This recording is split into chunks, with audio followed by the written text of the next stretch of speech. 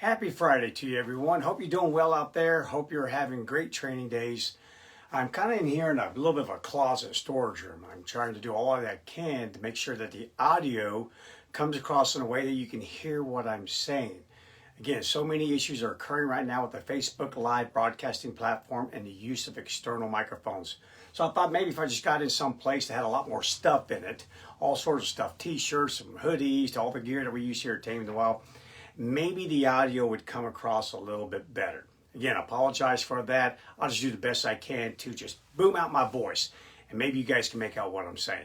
Okay, today's Facebook Live, I'm going to be answering a viewer question. This viewer has an 8-month-old Australian Shepherd male that has just all of a sudden, out of nowhere appears, has manifested this aggression only towards weak or apparently weak or insecure, fearful dogs. And this appears to be happening at a dog park, and the owner is concerned about it. Okay, so now the owner also wants to know, is there a title for this form of aggression? What do I do about it? When I've sent just that little bit of information, you don't always get everything that you need to draw a proper conclusion, to come up with a cause, and then coming up with a cause helps you to come up with a solution. So that being said, as far as I'm concerned, is there a title for this form of aggression in which a dog just picks on weak dogs all the time at a dog park with the owner being concerned? No. What action you're going to take is far more important than what you label it. I've always been very careful about labeling things, because the way you label something will definitely affect how you think about that something. So let's just put that aside. Forget it. It doesn't have a name. It doesn't have a name. But it does have an action. There's something happening here. So let's see if we can just break that down by the limited amount of information that we have. All right. So welcome to my world. Here's what I do. Okay. I always write down what are the knowns. What was given to me? What are the knowns? And I suggest that you do the same thing. In fact, I'll probably spend a couple of videos talking about this, because so many times we just kind of conjure up stuff. Again, like Dr. Franz de Waal says, we are so logic driven, we cannot stand the absence of it. And we will very quickly, through anthropomorphism, park in there some human reason why an animal would do what it does. We can't stand to just sit there for a few minutes and just go, I'm not sure why that's happening. I think I might need to let this develop a little bit. Remember, anytime you have a hypothesis, it starts off as a proximate cause. Approximate. Which means you get to guess a little bit. There's nothing wrong with a couple guesses out there. Throw them out there. That's what you're going to do. You're going to run all those guesses through a bunch of tests. Give it time to develop. Mix it all up like in a big old stew. Taste it. That's terrible. Try it again. Oh, that's really terrible. Keep working your way through it till all of a sudden you go, I think that might be the reason. And then once you come up with a reason, then you can come up with an action that you need to take. And then sometimes, know this, it could take a while for you to figure out what the heck is going on here, which means you got to take action in the meantime, which could then, at the end of the day, affect what was really happening. You never will find that out. So I know it feels like Alice in Wonderland, doesn't it? You just went on down a rabbit hole and you popped up somewhere and you're going, what the heck is Bryan talking about? Well, let's just go ahead and break it down. See if it makes a little bit more sense to you. I'm just trying to do this so that you kind of can do the same thing. First things first, always go with what you know. You know, the good old who, what, when, where. Yeah, we say to people all the time, do the same thing when it comes to your dog. What do I know from that question?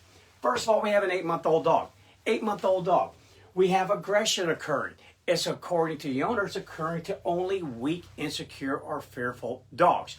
Where is it occurring? At a dog park. And what about the owner? What kind of emotions does the owner have right now?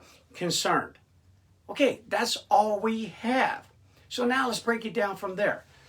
8-month-old dog. What do we know about 8-month-old dogs? In general, I don't care what breed it is. An 8-month-old dog is an adolescent. And if anyone has a budding teenager, you know what I mean. You kind of have two paws kind of groping around out there in adulthood. Reason why is that most 8-month-old dogs have gained some big-time physical stature. Large dogs are well past medium size by that age.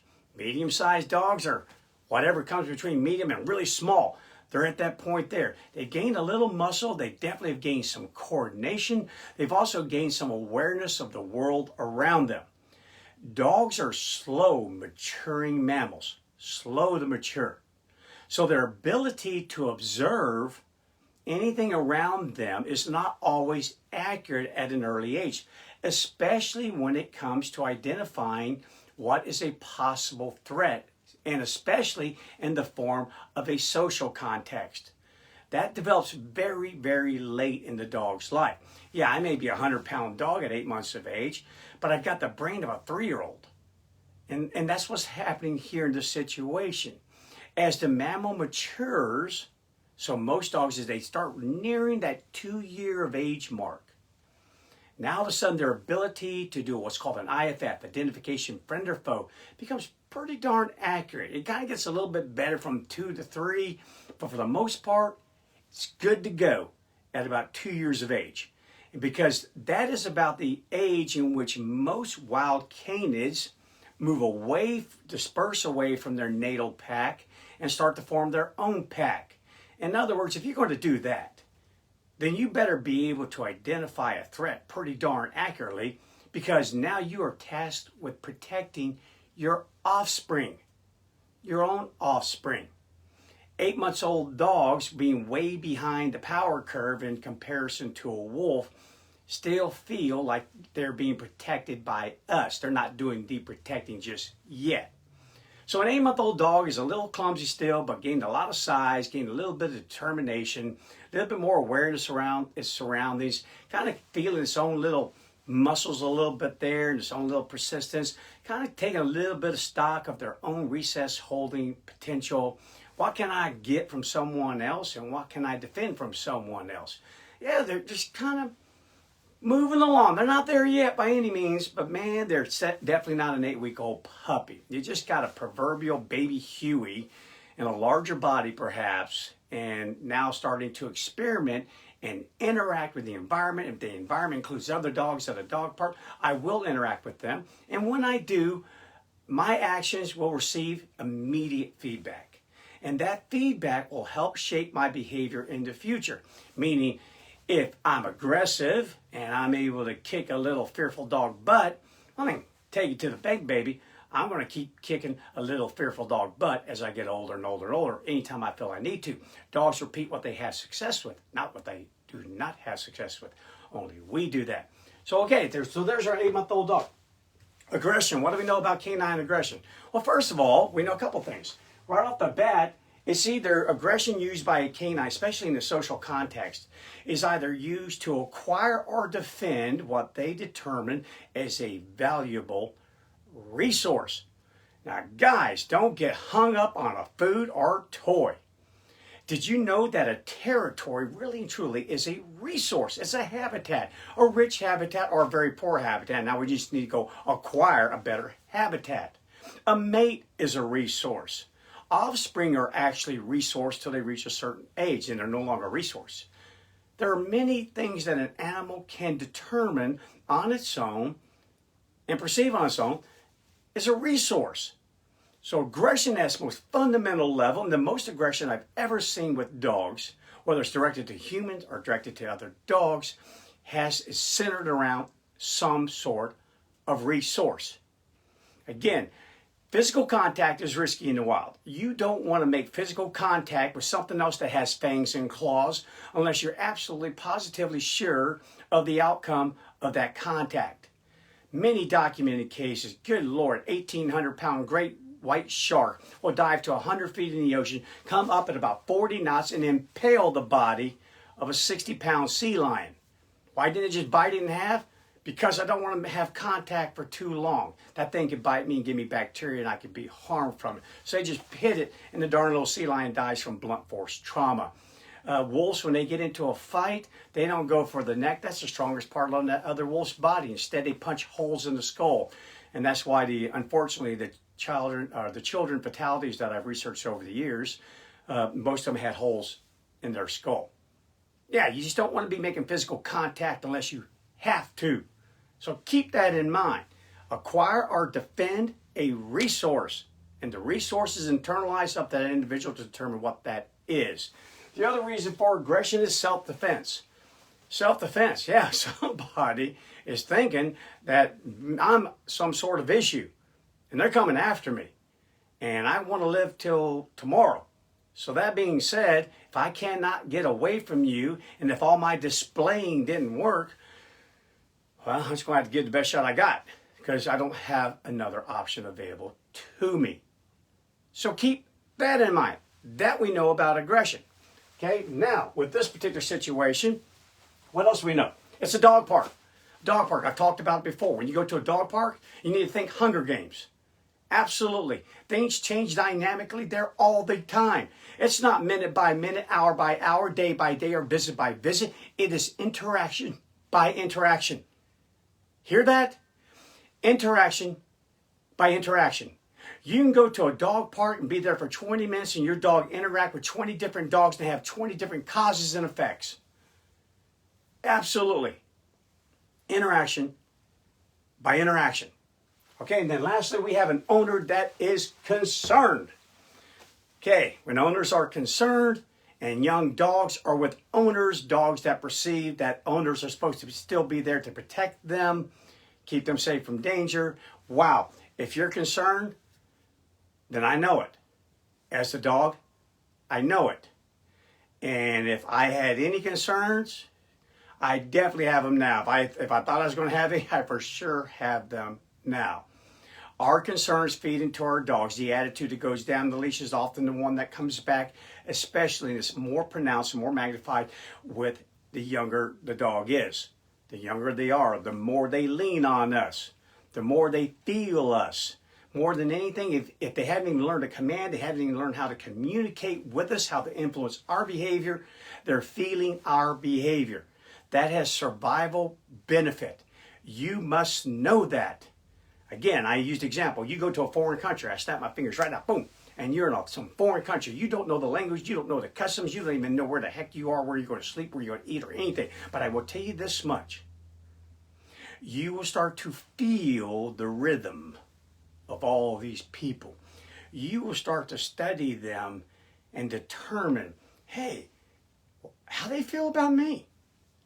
Huh? Do they look at me as like I'm someone that's very hostile? Like an enemy? Or as a friend? Are they welcoming? Are they kind of put out by me? Oh, you're going to know that in a second.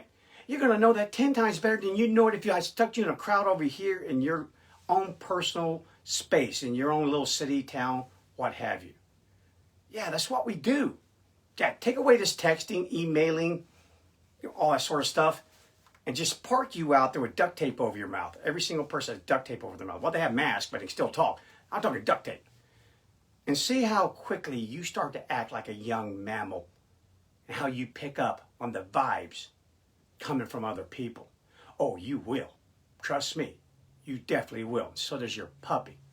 So now all of that added in together, here we go. So what could be going on here?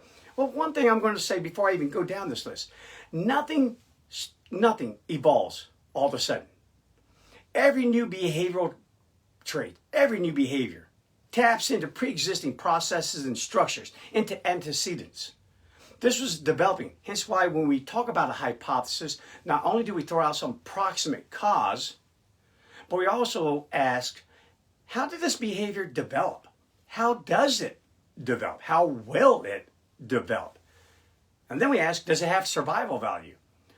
Being aggressive has survival value big time. So therefore, we definitely have to take that into consideration. But know this, no dog behavior happens all of a sudden. What happens all of a sudden is you noticing it. It was going on, you just never noticed it. It didn't just happen like that. It develops quickly, but not suddenly. Okay, so now here's what's happening here. Okay, so now we have this aggression. We have it to the week. We have it at a dog park. We have an owner concern. Okay, so what is the aggression? Let's throw out a couple of hypotheses here. What's the aggression? Is it social play? 8-month-old dogs, again, they're still puppies. They're not fully grown yet. Again, I described them in the very beginning of this video. They're still puppies. Social play allows me to learn lots of things. What am I picking up that you're putting down? I learn how to interpret other dogs. I also start learning about my resource holding potential. Yes, remember I did a video on this. Nature gave wild canids and our dogs play. They even gave us play.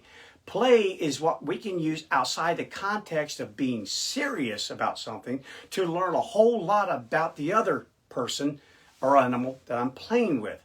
I learn a whole lot about them. If I wrestle with one of you guys and you keep pinning me to the ground every time I turn around, man, no matter what I try, bam, I'm on my back and you're sitting on my chest. Trust me, when it comes to a possible fight or any hostile interaction over like a Reese's cup, you can have it. You can have it. I will see if there's any more Reese's cups back there in the pantry or something. You can have it. I learned a whole lot. So nature uses play and so many other tools to blunt aggression. I'm talking about the serious type of aggression. So is this aggression maybe social play? Maybe it's the dog just playing too rough. Yeah, a lot of my old dogs are still learning. Hey, man, was that too rough? Give me some feedback here. Yeah, it could be. Definitely could be too rough. So many times people ask us, they'll show us videos all the time. Should I be concerned about this? No. Why? My dog's being aggressive. Yeah, in play.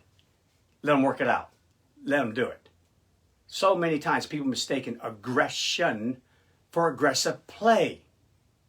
So let's park that in our brains. Another hypothesis, reactivity. Okay, maybe your dog's not so comfortable at the dog park. Maybe it's not.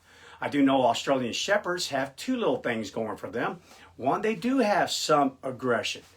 Think about it. Why do we have shepherd dogs? So that they can do the work of the human being. Instead of me going out there with some shepherd's crook and poking it in the butt of a bunch of sheep and trying to get them to go that way and get in a corral, I just send a dog to do my job. So a dog's not going to run out there dragging some shepherd's crook. No, they go out there dragging teeth and claws and an attitude. So anytime you have a dog as a breed that was by mankind morphed through artificial selection over many, many years to do a task that requires it to use force to drive reluctant animals in a certain way, in a certain direction, at a certain speed, you will always have the propensity of aggression to some degree from that animal. Absolutely. You guys have seen Captain on, good Lord, I don't know how many videos you've seen him on. Incredible dog. Love the guy to death. I tell you what, you know how long he lasts in daycare? On a good day, 2 minutes. Usually 1. Yeah. Why? Social play. Way too rough. Way too rough. He starts doing one of this pinning. Someone gets tired of getting pinned by a cat, and they come up at him, and they come up at him. He immediately throws the gloves off. Says, okay, so this isn't play anymore. Now they just get it on. And there goes Captain. He's in timeout. He's gone. Absolutely. So again, even if it starts off as play, it can end up being serious. Serious. Just because I'm a weak dog doesn't mean I'm going to lay down here on my back and just give up and die. So again, your dog could be playing very aggressively, very zealously with another dog, but then have the other dog say, I've had enough of that. And boom, up they come, but then your dog now reacts stronger and comes back on them. Keep that in the old brain. We could have some reactivity out there. We definitely can. Along with herding reluctant animals, shepherds are also known to have a lot of fast twitch fibers. They tend to be a little bit more nervous. When I do canine pharmacotherapy with dogs who suffer from sound phobias, whether it be fireworks, sometimes astrophobia, thunderstorms, the vast majority are in the herding group. Okay, so keep all that in mind. These dogs can become more reactive than a lot of other breeds. So we may have that going on. Remember, I'm only 8 months. I'm kind of like one of those where I'm really conflicted here. I want to jump in on this thing here, but I'm kind of a little worried about it too. I don't know. It's kind of like going up to a pool that you can't see the bottom. Okay, is this the shallow end or is that the deep end? Or is this deep end and that's shallow? And you just don't know anything. So you get out there and you just timidly try it. And then add to that I've got a concerned owner and I could be very reactive. Very reactive. Okay, and then another thing. Status. Oh, don't think for a second. Again, so many people think dogs are so far removed from their ancestor, they don't have hierarchies. They don't try to build a hierarchy. Oh, that's just junk. Come to my house right now. I got an 11-week-old German Shepherd puppy. I'll show you hierarchy in a blink of an eye. That makes dog number 4. I will show you what Captain does and what the 2 Morkies do with that puppy. Oh, it's still there because nature gave it to animals who are smart enough to know their place. Maybe you don't, but they do. And when you're smart enough to know your place, then you don't go picking fights with people and other animals that you shouldn't be picking fights with. Yeah, she put it there to control aggression, to blunt aggression. Hey, know your place, know your boundaries, stick to it. And many times when I go to a dog park, I immediately want to kind of know what my stature is,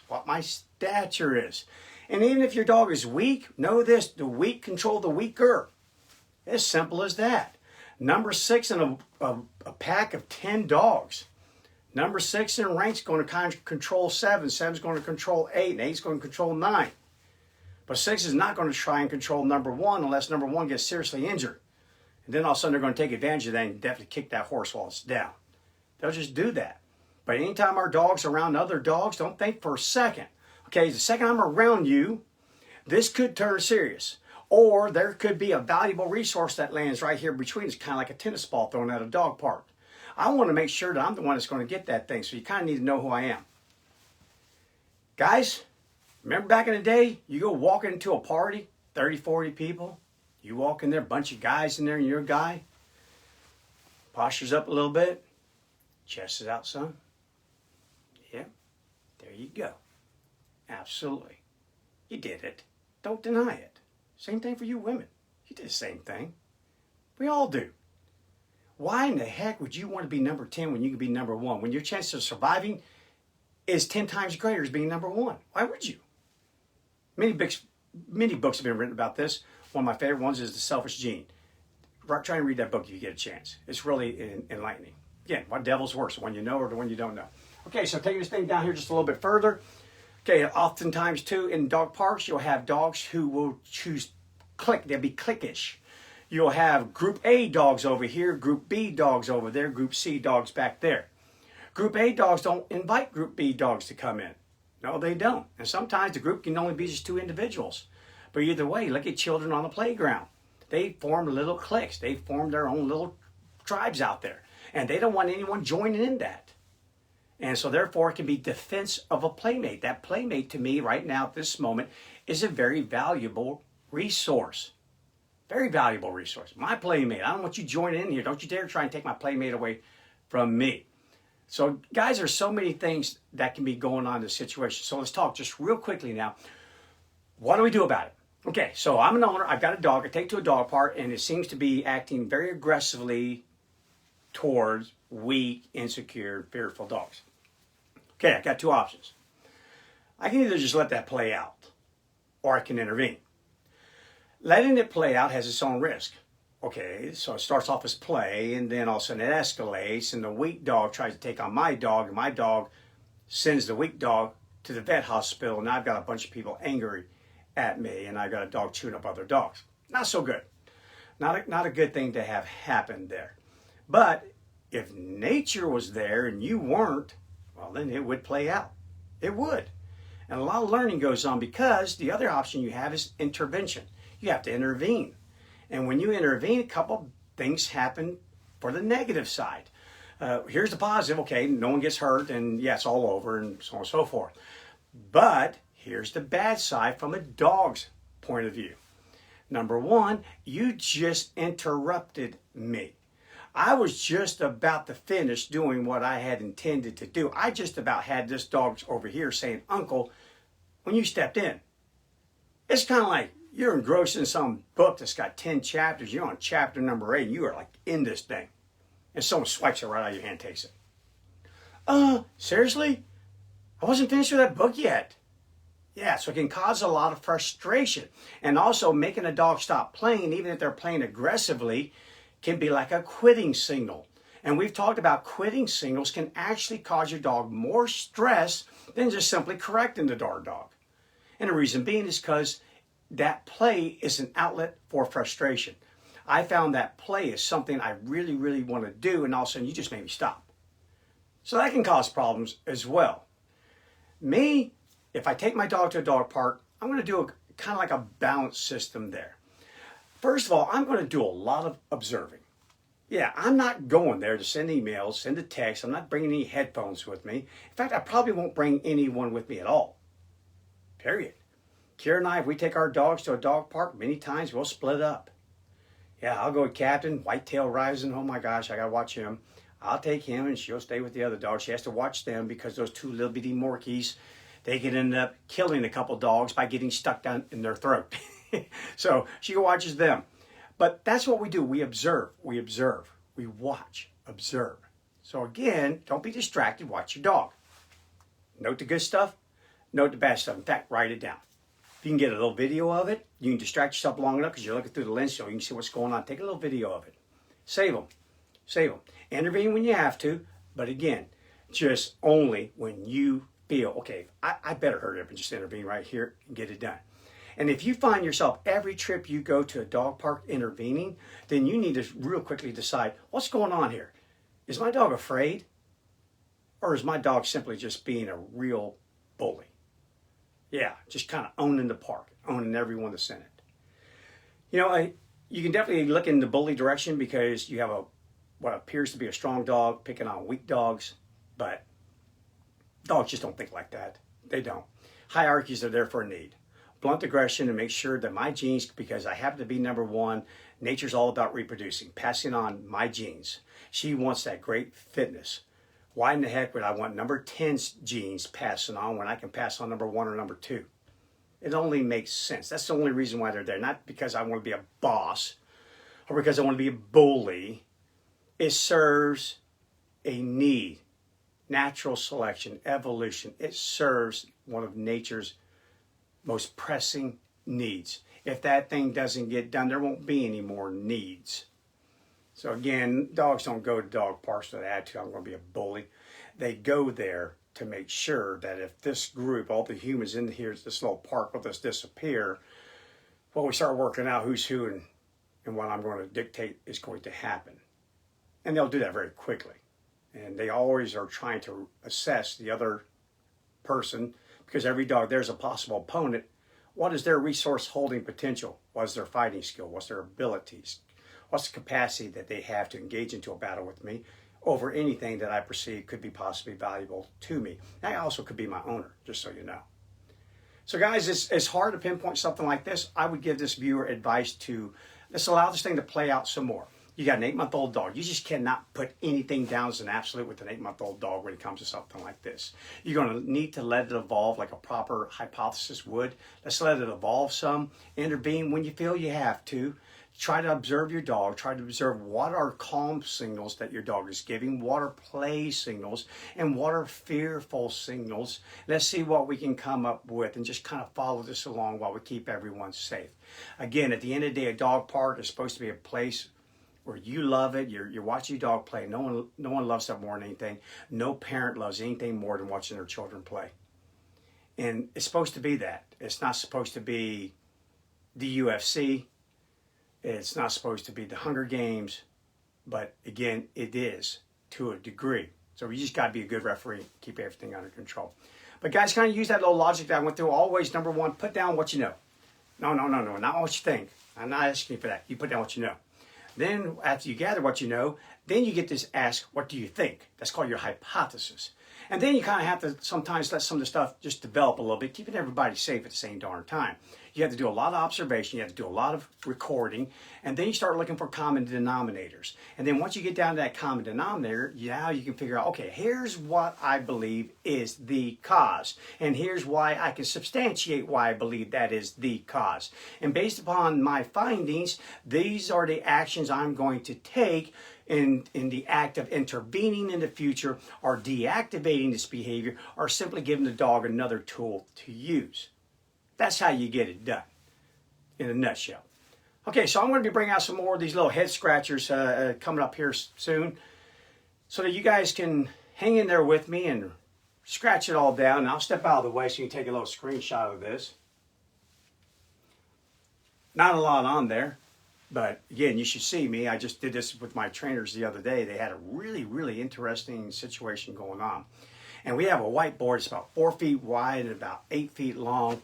And I had that whole thing filled up with arrows going here, over here, this, that. By the time we got done, it worked its way all the way down to right there. We had it.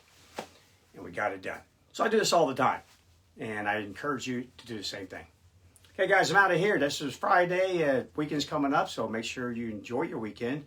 Be safe while you're doing it, and keep pressing on, guys. Bearing through everything, and always smile. Just put a big smile on. Give me a big smile. There you go. Don't you feel better already? Yeah, your dog needs that. Your dog doesn't have a clue about a pandemic. Get it through, guys. I'll see you tomorrow.